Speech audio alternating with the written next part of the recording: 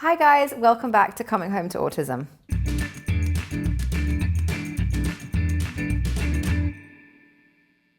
Today I'm going to talk about anxieties and what we can do to reduce them. I would love to say to get rid of them, but I don't think we ever can get rid of our anxieties, but what we can do is manage them. I wanted to make this episode actually last season, but what happened is Dylan slightly regressed. To be honest with you, I thought I had the whole autism thing figured out.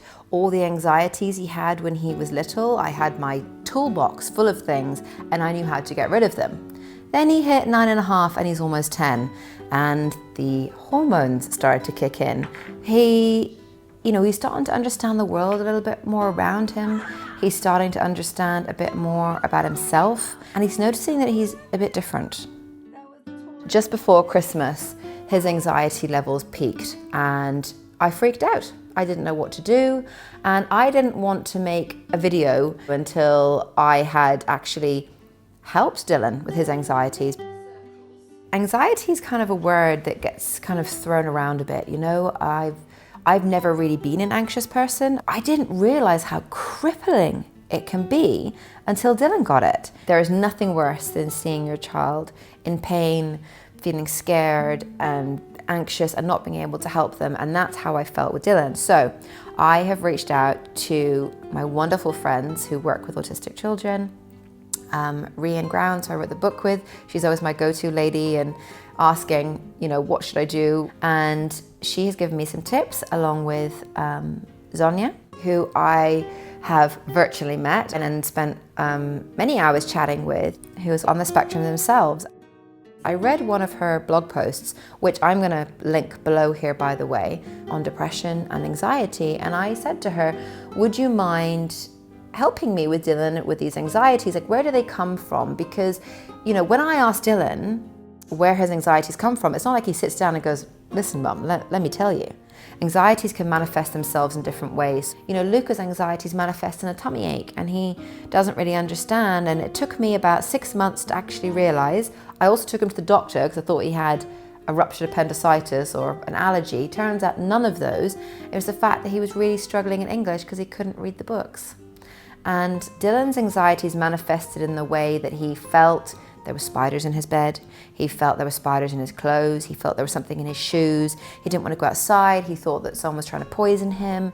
And Zonya actually mentioned to me that fears are manifested into real things. So because you don't really know where the anxieties have come from, you manifest them as something that's scary. So they actually make it into a living thing that they can pinpoint. So the first thing to try and do is try and reduce the stress in your child's life. So Dylan's been really struggling at school. So we've gone down to half days again. And the school are really good about this, so he goes in at 9, I'm picking him up at 1, just until we can calm him down. I'm making everything very simplified. I'm not putting too much pressure on him. We've taken our routine straight back to basics again. I've gone back to visuals. I've gone back to itemizing everything that's going to happen in that day, but very simple. Like, number 1, we are waking up. Number 2, we're going to put our clothes on. Number 3, we can have our iPad. So we're doing like a 3-point system. The evening routine is, again, put your pajamas on, eat your dinner, and then you can have some iPad time. Or maybe it's, whatever your child enjoys. So give them a little reward at the end. So we've simplified everything again. So he needs to do 2 things for me. I then give him the iPad. Number 2 is validating that their fears are there. So one thing that I did that wasn't great, when Dylan started getting his anxieties, I would just say to him, oh, don't worry about that, darling, and I would distract him. It's like distracting a toddler who's about to have a tantrum on the floor, and you go, oh, what's that? And they go, oh, that doesn't work when they're older. They're too smart for that. So when I was saying to Dylan, oh, don't worry about that. No, that's silly, don't think about that. He would say, Mommy, that's not silly. And I would say, oh my gosh, no, you're absolutely right, that your fears are very real, but you also don't want to focus too much on it. So it's trying to find the balance in between of not feeding the fear, but also not diminishing it either. So it's kind of sitting down going, yes, Dylan, this must be really hard for you. These fears and anxieties you have must be really hard. When he's calm, we think about how we can help. So we put strategies in place. So he's calm and I go, look, I know these fears are big and they feel really big, but let's try things that can help. So, put your worries on the floor and stamp on them. And you could put them in a balloon and blow them away. If your child likes visuals like that, that might work. When they're younger, is a worry monster, writing them down, squashing them, putting them in a bag. For Dylan, sometimes writing down his worries at nighttime, getting him to actually verbalize them, writing them down, scrunching them up and then lighting it on fire or down the toilet might be safer.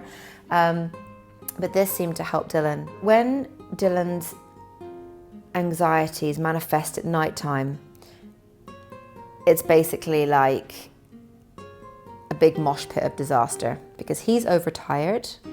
His fears become worse at nighttime. We all do. At nighttime, everything seems a little bit more of a struggle and everything seems a bit more overwhelming because our bodies are tired. I choose, by the way, not to show Dylan's meltdowns or his tantrums because I don't think that's very fair on him. Dylan knows I make these videos. Dylan watches them. He wants to help everyone as well. Like he'll say, oh, what are you going to help the parents with today, Mummy?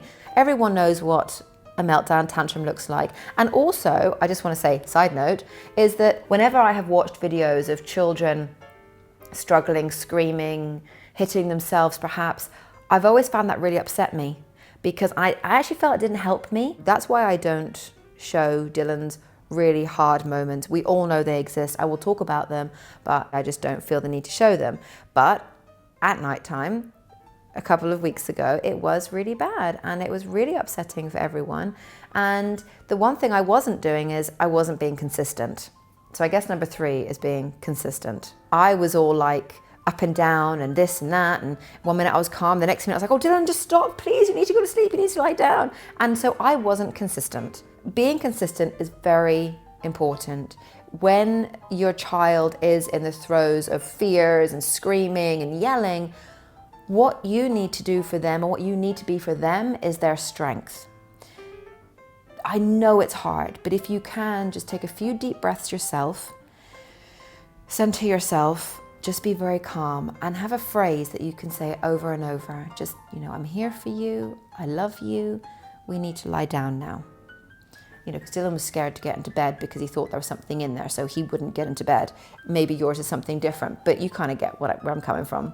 And also get your partner on the same page as well, so everyone is on the same, because that's the other thing. I was being too calm, Andrew was being too much like, no, that's it, it's bedtime, and we were not consistent. So I have found that being consistent, being a calm present for him, he does calm down because he feeds off me. Your children feed off you. And that's the other thing. When they're anxious, you're anxious. And when you're anxious, they're feeding off you, and it just goes around like this. So it is about trying to calm yourself down. I use essential oils, which I love. I put them on my wrist and just take a few deep breaths. I've been encouraging Dylan to do this as well. He actually really likes it. But you'll find your own rhythm. So my next tip, which I felt has really helped, is bringing your child back to their body. When you're anxious and you're in your head, things can seem worse than they really are. Giving your child a bath, rubbing their feet with essential oils or a smell they like. Ask them which oil they like or what smell do they like. Make them think, try and bring their awareness back to their body again. Getting out, going for a walk, doing some kind of exercise, it's really good for getting endorphins going. Now, getting your child out the door when they've got anxieties and fears doesn't help. So I'm not talking about when your child is screaming and crying that you go, right, that's it, it's time for exercise. Think about the day. So if your child's anxious time is in the morning before school, maybe get up a little bit earlier. Maybe play a tickle game that they like. Maybe play, chase or tag or hide and seek, or just spend a little longer in the mornings. If being at school on time is hard, say to the school, listen, for the next few weeks while they're in a high state of anxiousness, we're going to come in at 9 o'clock. We almost have to educate the educational department about our children because autism is still a fairly new thing, if we're going to be honest, and hopefully they'll be open to it like our school is with us. So for Dylan, Anxious time is nighttime. Dylan really likes rough play, so he really likes sensory pressure. He likes pillow fights, squeezing him, and some children need a bit of that rah, kind of get that energy out before bed, or maybe it's jumping on the trampoline, maybe it's getting a punching bag, which we actually are going to get for Dylan because I think it might help. Getting some of that aggression out, especially when they hit teenage years and the hormones are starting to go a bit. It's just getting that release, isn't it? Back to what I was talking about. Look at your child's day. Make sure there's time in that for exercise. Get your child's endorphins going. Cooking is another good way of getting back into your child's body. And you might say, yeah, right, like I'm gonna get my child to cook. I'm not talking about cooking a gourmet meal. I'm talking about even if they help mix the flour, or maybe it's a favorite food they have. Hey, do you want to know how to make a chocolate chip cookie? Getting their hands into things. Some children are very sensory. They like Play-Doh. You could make a pizza base. We made a pizza base the other day, actually, and Dylan liked the rolling bit. He wouldn't touch the dough because he doesn't like the feeling of it. Tickling games. So, we do a yes-no answer. I say, so what's my name? And he'll say, Tara, and I'll say, no, I'm mummy to you, and I'll tickle him, and he loves that anticipation. He actually loves being tickled. That gets him out of his own head, really, and we all need that. Giving our children the tools to manage their anxiety now is only going to help them when they're adults. The next point, which I guess I always come back to, is creating a safe environment for your child. The outside world can be quite scary. People can be unpredictable, siblings can be unpredictable, parents can be unpredictable, and creating, a safe space for them where they feel calm. I'm going to show you what kind of safe space I've created for Dylan in a minute. We're going to go into his room as he's at school. Sorry, Dylan, hope that's okay. This applies to every time you go to someone's house.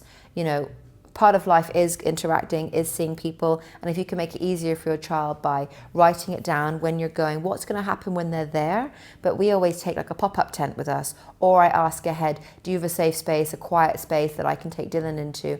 And I will create a little mini safe space in there for him. At the moment, he loves wearing his coat. It took me 3 months to get him to wear the coat, and now I can't get him to take it off. Go figure. But his coat is like his armor, I guess. He keeps his hood up and he's safe in there, and that makes him feel safe. So yeah, we go to someone's house and he wears his coat and he has his iPad, and that really helps him. I'm now going to show you some things that we have in the house that really help Dylan. Okay, so let's go have a look at Dylan's room. No one's usually ever allowed in here, so consider yourself lucky. So this is Dylan's room in here. What I did in here is I got some really thick blackout curtains. They're like triple-sided. The reason I got thick curtains is because it takes some of the acoustics out of the room. So we moved Dylan out of the shared bedroom he had with Luca into his own room because he wanted a bit of his own space. But obviously windows, it can kind of give a bit of an echo. Well, he told me it did. So we've got these really thick curtains which soak up a lot of the sound, which is really good. So everything in his room is exactly where he wants it. I asked him for his input. I said, what did he want? And he put all this stuff everywhere. So this is his safe space in here. And he is just so calm when he's here. Apart from nighttime, when he doesn't want to go to bed, then he's not so calm. I know I've harped on about this before. The Better You magnesium sleep lotion for kids is what I rub on his feet every night. And then the oils, and you know the whole bedtime routine that I do with him. We also have piles of blankets and cushions that we use because he doesn't want to get under the covers at the moment. He lies on top of his duvet and we put covers on top of him. The other thing I've done with Dylan is because he had a lot of anxieties over clothes, I've kept his wardrobe very simple. So I have the clothes that he will wear out. So he'll wear tracksuits and he'll only wear the grey ones or the blue ones. In his drawer here, he only has what he wears. So that gets rid of the anxiety. It's almost like a uniform, his uniform, but he has 2 t-shirts that he wears and 3 tracksuits that he wears. And I have to wash these over and over. Again, Dylan had anxieties over his shoes and he was worried about things climbing into his shoes. So we got a box and he puts his shoes in the box and therefore nothing can climb inside. Recently, Dylan has started working with a play therapist as well, who's also given me lots of great tips and things to help him transition from school to home. One of the things she mentioned was him having a little bag with something of mine that was in there. Could be like a scarf or a hat or gloves or a token that he has chosen. So I got out a number of different things and he chose what he wanted and he put it into a bag and he takes that with him. So that's almost like his transition from home to school, so he knows I'm always thinking of him, I'm always with him, and that also helps him with his anxieties at school. She also suggested that we have these. Now, you can see why: confused, worried, yes, no, sometimes. What we do is, when I'm trying to ask Dylan a question, he doesn't always give me a direct answer. In fact, no, wait, he never gives me a direct answer. So we have a really soft ball, and I'll say, you know, how are you feeling? And he might throw it at worried, or he might throw it at confused, or are you feeling happy? Yes or no, or sometimes. So this is what this is here for. And it just kind of helps me find the root of the problem that's worrying him that day. So this is we call it our thinking chair. It's, as you can see, it's hanging from the ceiling. And this is one of our boys' favorite seats in the house. So as you can see, it's a swing, which they like doing, but I also make it like a cave. Wait, stay there. Okay, so we put some blankets. I'm only going to do one blanket because I'll be here all day otherwise. We put one blanket in. Hi. And then we put another blanket over here, and it's like a little safe cocoon, which is great. So they kind of sit in here and read their books or play on their iPads. There's also like swinging hammocks that you can get. They're great. They're like sensory swings. But don't go online and look for sensory swing, because they will charge you. People like to charge you 3 times as much if you mention autism or sensory. If you just look for a soft fabric hammock, it'll be half the price. So go onto Amazon and you can have a look at the soft swinging hammocks, and they work just as well as a sensory swing. Okay guys, I hope this episode helped you, and I hope you managed to get something from it today in helping your children with their anxieties. And again, thank you so much to everyone who has given me tips and helped me, to Zonya, to Rian, to, I feel like I'm giving an Oscar speech here, but no, thank you to everyone who has given me these tips, and they've worked. And I'm just going to say a side note, Dylan's anxieties have reduced by at least half. And I do have one more piece of advice that I was given, and I'm not going to tell you now because, well, it's Dylan's birthday present, but tune in a few weeks to find out what crazy thing I've gone and done now. But for now, I'm going to love you and leave you, and I'll see you next week. You can go now.